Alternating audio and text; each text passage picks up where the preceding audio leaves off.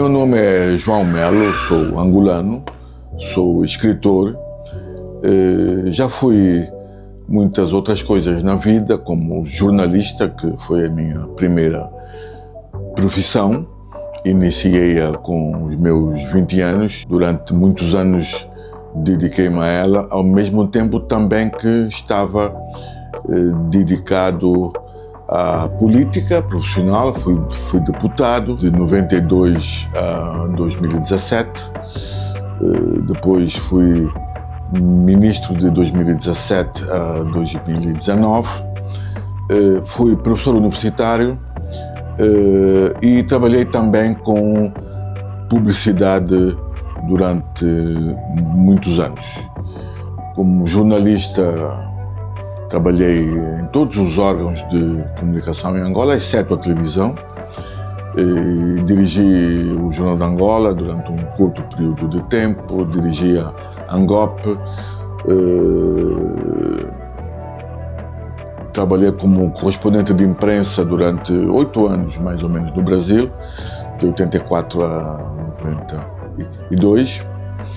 E desde 2020 que estou dedicado apenas à escrita literária, além de alguns trabalhos de consultoria e assessoria em termos de redação, né? Edição, revisão de textos, etc. Mas a minha ocupação primeira é, sem dúvida, dentro da literatura. Eu escrevo desde os meus 15 anos de idade. Nesse período já publiquei mais de 20 livros, não tenho o número exato agora, mas à volta de 24, 25 livros em vários países. Angola, meu país de origem, Portugal também, onde passei a ser publicado pela editora Caminho. Brasil, tenho 3 livros publicados no Brasil até agora e algumas traduções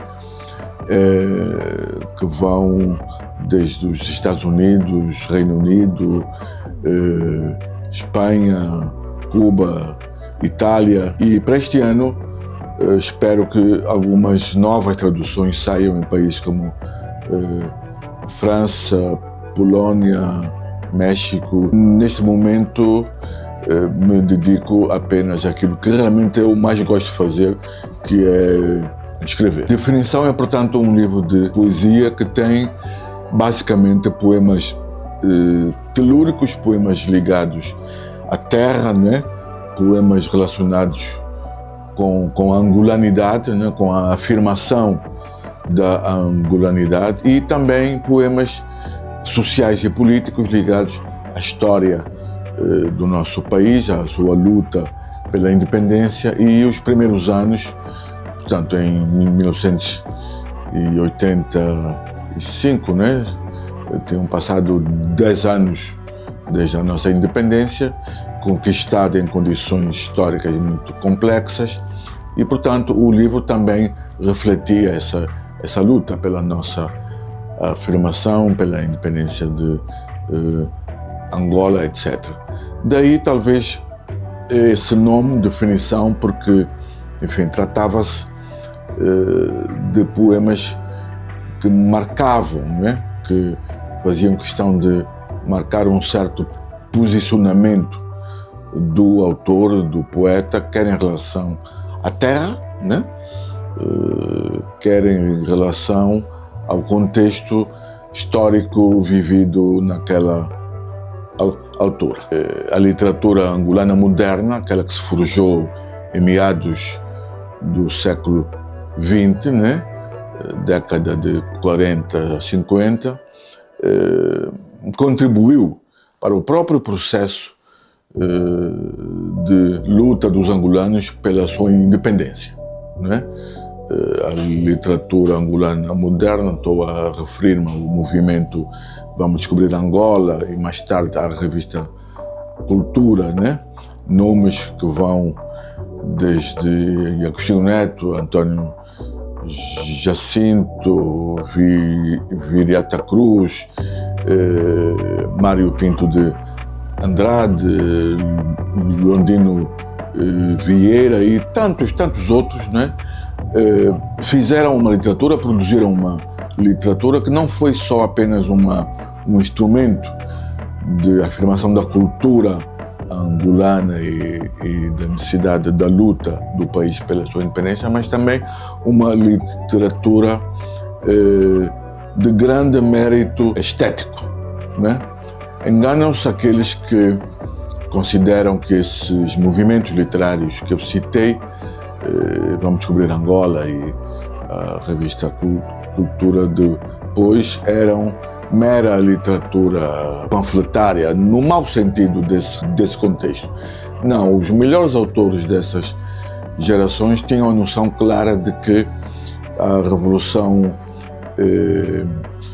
política, a revolução histórica, tratando-se de literatura, também tinha de ser uma revolução estética. E, portanto, as gerações mais novas, às quais eu pertenço, não é, são, em grande medida, devedoras e tributárias dessas duas grandes gerações iniciais, né? Eu, por exemplo, comecei a escrever com 15 anos de idade, portanto, em 1970 ainda. Eu venho de uma família, enfim, onde há outros escritores, há artistas plásticos, etc. O meu pai era jornalista. Depois eu descobri que também escrevia uns contos, umas peças de teatro, etc., embora nunca as tenha publicado. Tenho dois tios que são escritores conhecidos do movimento da geração da cultura, Henrique Guerra e Mário Guerra, né? Vivi sempre rodeado de livros, e certamente esses dois fatores, o ambiente doméstico, enfim, talvez os genes, quem sabe, né? Levaram-me, conduziram-me para a escrita, né? E eu escrevi os meus primeiros textos com 15 anos. Felizmente, só um texto escrito com essa idade é que sobreviveu, né? Os outros todos foram para o caixote do lixo. Eu costumo sempre dizer que aquilo que nós escrevemos com 15 anos, o seu destino é o caixote do lixo, né? Rambos só houve um, né? Os meus primeiros poemas foram publicados numa revista que havia em Luanda, chamada Semana Ilustrada. Tinha eu 17 anos, portanto eram poemas escritos com 17 anos. Mas depois eu fui escrevendo, mas sem grande pressa de publicar, né? Vivíamos outros tempos, né? Tínhamos menos pressa, estávamos menos submetidos à ditadura da velocidade, não é? Tínhamos menos urgência de ser famosos como hoje em dia, não é? Então, por isso eu encarei com muita tranquilidade que o meu primeiro livro apenas saísse quando eu já tinha 30 anos. Isso não me causou drama nenhum, não é? Pelo contrário, né? E como eu, há outros nomes, né? Outros nomes que se tornaram também nomes importantes da nossa literatura, né? Eu pertenço à mesma geração que outras figuras conhecidas, José Luís Mendonça, João Maimona, Ana Paula Tavares, Agualusa, né? Carlos Ferreira, Cassé. Somos todos ali da geração de 80, como alguns académicos me chamam, que já escrevíamos nas vésperas da independência, nos primeiros anos, e que começamos a ser publicados em livro, então, na década de 80, né?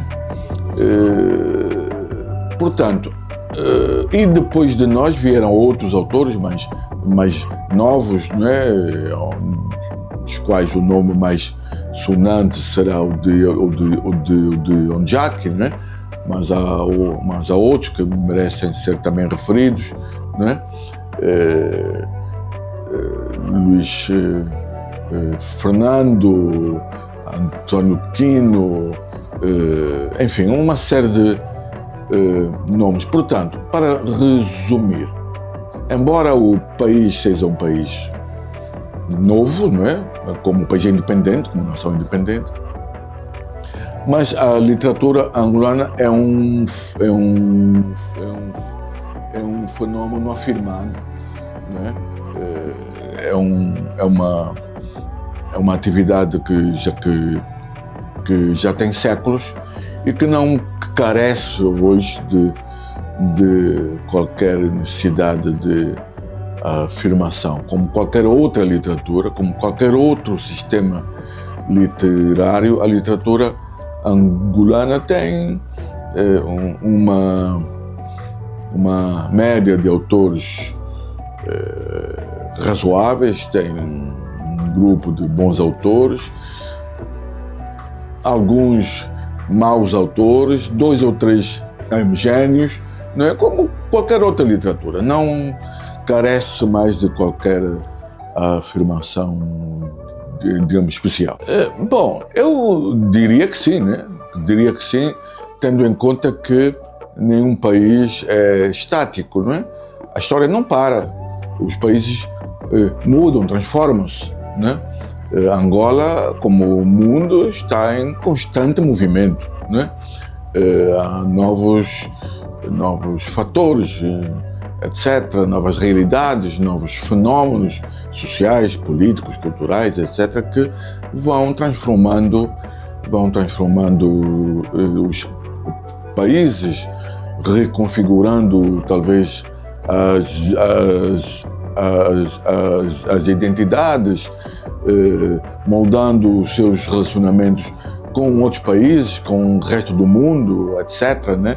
E cabe a cada geração, no seu tempo, né, encontrar os caminhos e desenhar as melhores soluções para que os países e as nações se afirmem, se desenvolvam, etc. Eu acho que nós fizemos o nosso melhor, né?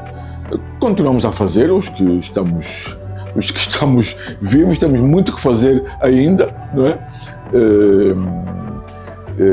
Em vários campos, não é? Como escritores, como artistas, cabe-nos retratar o nosso tempo, os tempos que nós vivemos, retratar, analisá-los, discuti-los, criticá-los, não é?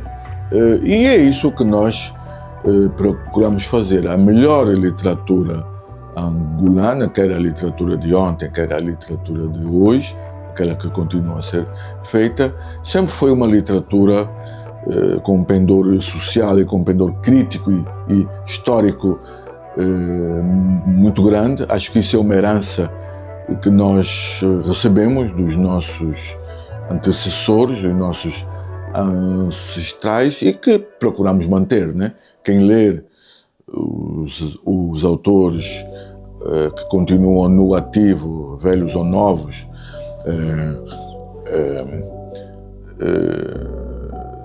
constata facilmente que a literatura angolana tem um compromisso marcante com o seu tempo, com a sua história, com o seu povo. Eu sou um escritor muito preocupado com o tempo enquanto categoria histórica, né? Acho que os escritores não vivem numa realidade qualquer etérea, desligada da realidade, dos acontecimentos históricos do seu contexto, do seu país ou do seu ambiente, do meio onde vivem, etc., né? Esse livro que eu me lembro tem uma epígrafe de um grande poeta mexicano, Octavio Paz, que quando eu a li, identifiquei-me imediatamente com ela, né? Otávio Paz tem um verso que diz que todo o poema é tempo e arde, né? E essa noção que eu tenho daquilo que eu próprio faço como escritor, né? Eu não estou desligado da realidade a que pertenço, do tempo em que vivo, né? E, portanto, esse livro era também uma espécie de reflexão, uma espécie de tomada de posição, se quisermos, em relação aos factos daquele tempo em que os poemas foram produzidos. Hoje, talvez as reflexões e as conclusões sejam outras, não é? Mas a marca do tempo, eu acho que está sempre presente na minha literatura. Não é feitiço nenhum, né? E também não é, digamos, uma intencionalidade assim que tivesse a ver com os acontecimentos no nosso país a partir de 92, até porque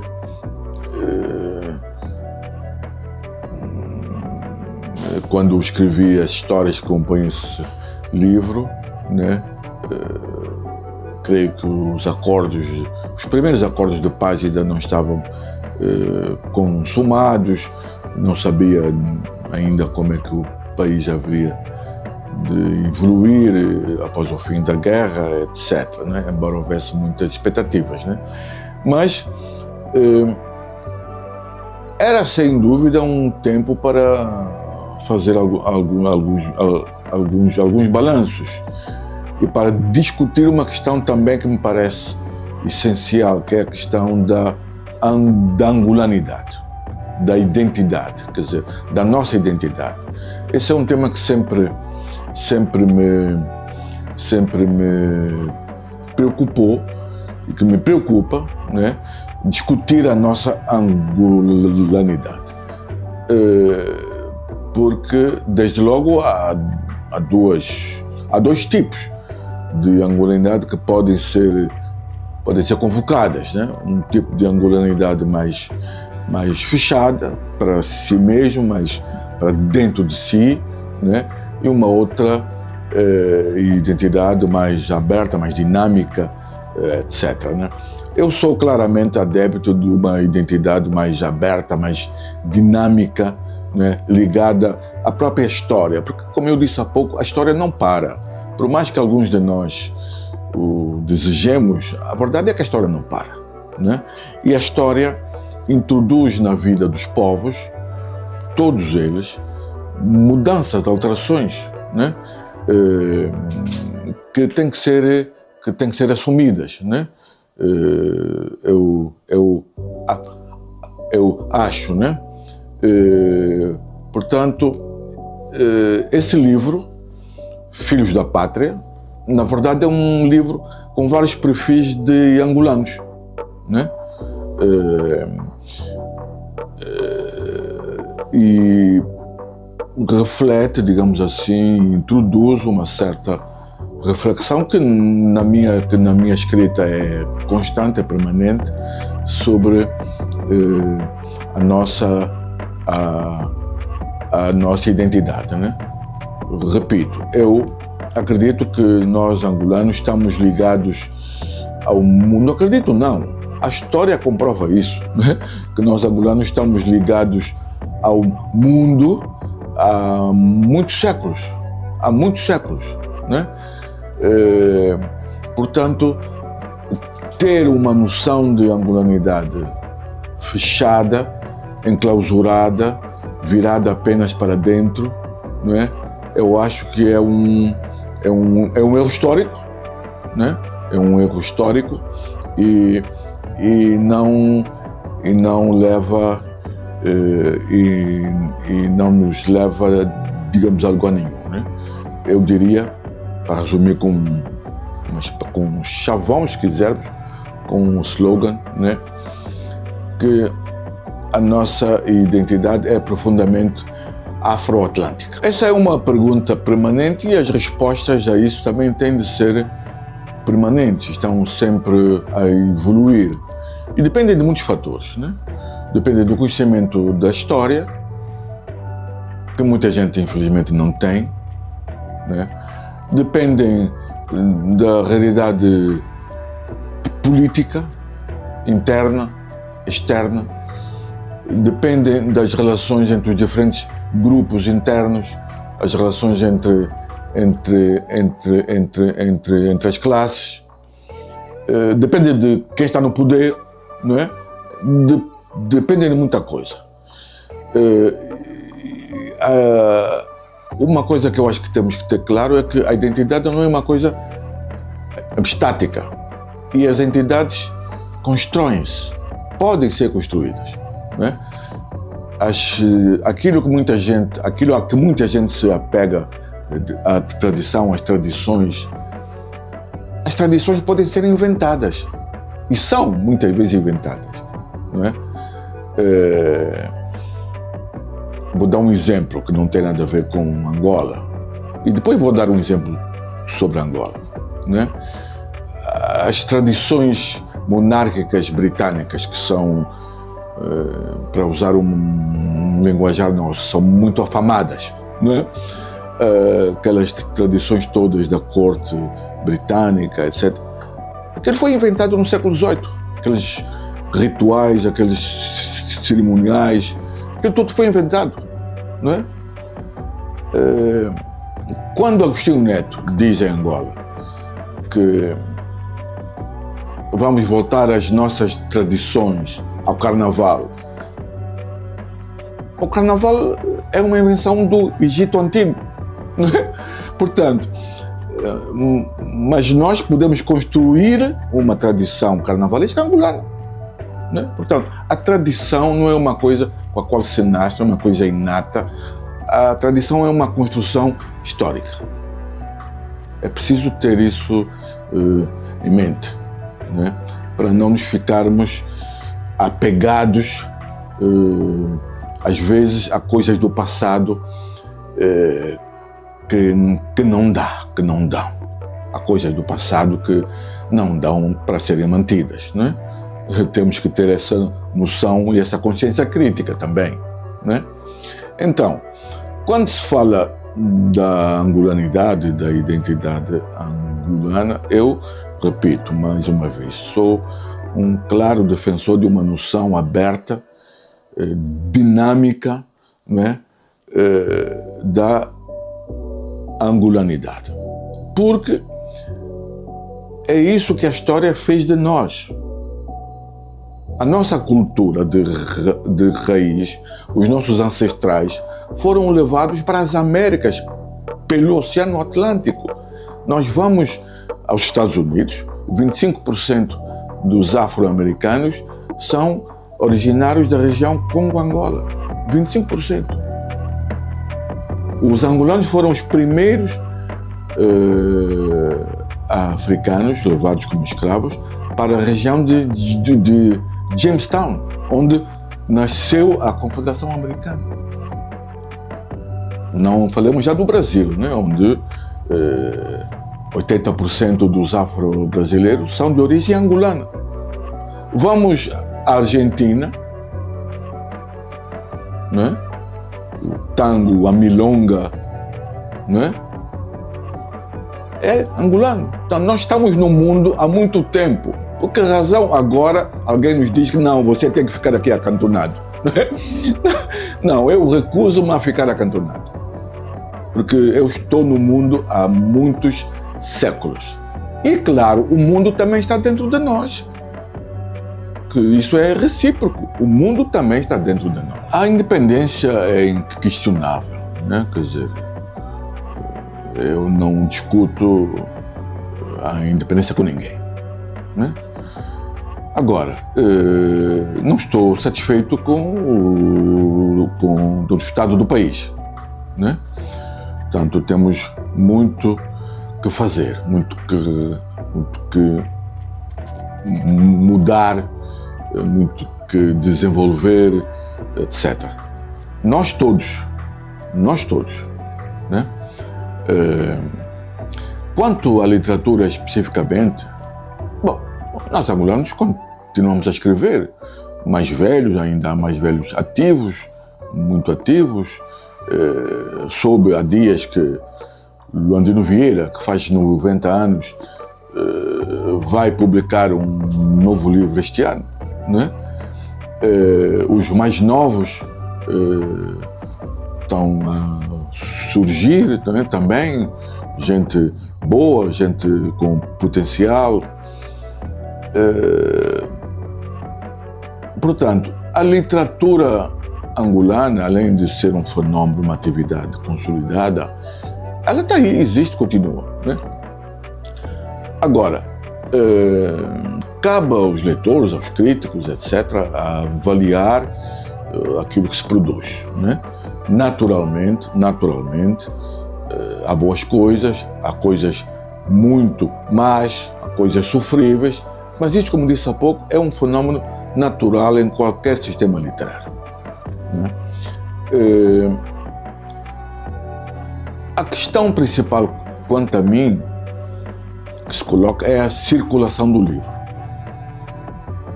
não é? É a produção e a circulação do livro, porque não basta os autores escreverem, é preciso que os livros sejam feitos, sejam produzidos, sejam distribuídos, que os leitores tenham acesso, não é?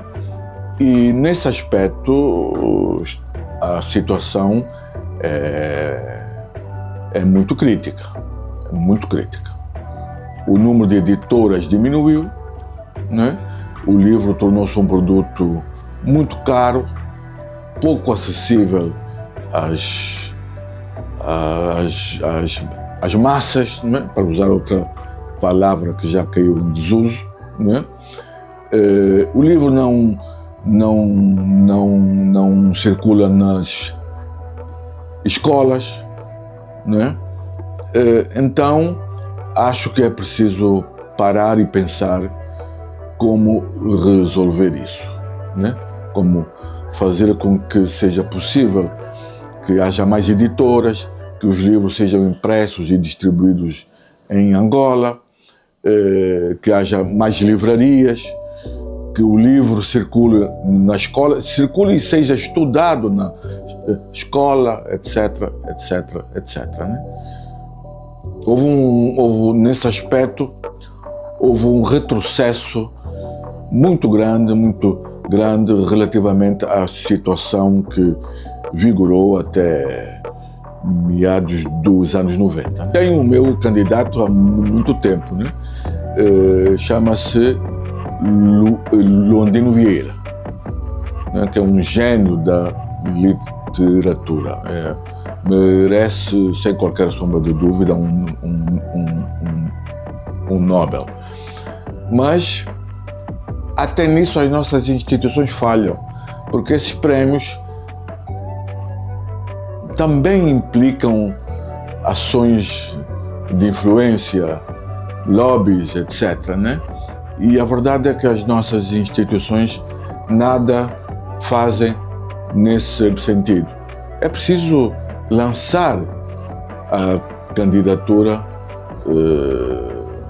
desse gênio que a nossa literatura possui para o Nobel. Pode até não ganhar, não é?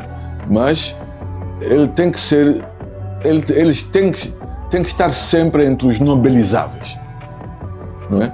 Mas isso, como digo, implica ações que as instituições também precisam de fazer. Eu desejo uma Angola mais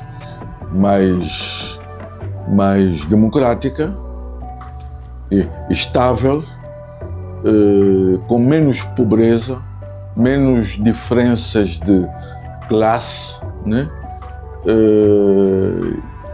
Mais desenvolvida e aberta ao mundo, aberta à África e aberta